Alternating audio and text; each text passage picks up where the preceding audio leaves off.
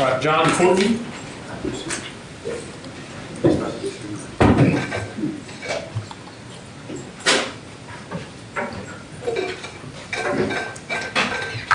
All right, good morning, Mr. Courtnie. Good morning, Your Honor. Good morning, Court.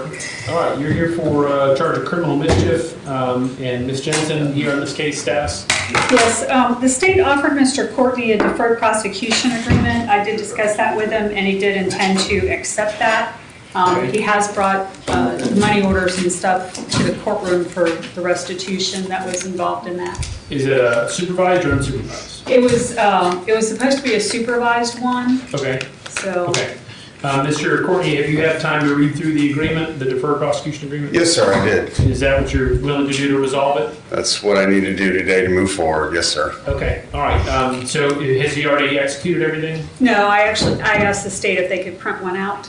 Okay, all right. So let me pass it for a few minutes so you can review that with your attorney and then or her colleague there. Make sure if you have any questions, they can answer it before you decide finally what you want to do. Sure. If you do sign off on it, your attorney will sign it, the state will sign it, and then we'll get you a copy of it. Once you have your copy, you're free to go. You just need to report into probation within 10 days. Hang on just a second. State. Yes, Your Honor. I did receive an email from my office this morning that the victim in the case contacted our office to state that there was contact made by the defendant in the hallway prior to court. I haven't had a chance to speak with the alleged victim regarding that and what exactly that consisted of. So I may need time to discuss that prior to continuing to offer that DPA agreement.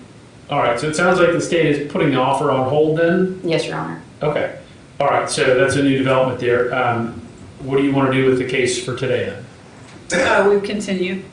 All right, so Mr. Courtnie, the state just wants some time to talk to the alleged victim and see if this changes in anything or not. It's their prerogative to do that. You don't want to say anything in open court right now. You want to talk to your lawyer in private about it before you say anything in open court. So for today, your attorney is now asking to continue it so that she can have time to negotiate with the state. Sir, I can see you're getting very angry. You need to take a breath, calm down, don't make matters worse, okay? Do you need a minute before we readdress your case? Counsel, why don't you step aside? Sorry, sir. I have PTSD, and this individual is activating it. And Okay. Well, if you need a minute to collect your thoughts and calm down, I'd be glad to give you some time. I would appreciate if the court, Okay. because we do have a separation order, and I walked away from the individual.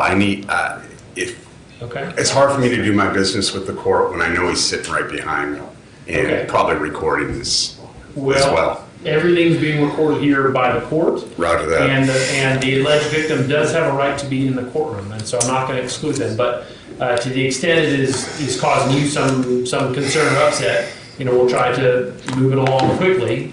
We can get you out of here pretty quickly if you. I just don't want it to escalate, sir. Well, I appreciate that, and so what I'm going to ask the deputies to do to assist us here is to make sure one party stays here, the other party leaves the courtroom, and then once the one's clear, then the other one can leave, and then you all have to conduct your own affairs outside of court. I can't help you there, but for today, your attorney is asking to reset this for one more court date to give time for everyone to look into matters and decide what they want to do. Do you agree with that request? Yes, sir. All right, I'm going to grant the continuance. July 30th at 9 a.m. will be the next court date. Do you have any questions, Mr. Courtnie? Negative, sir.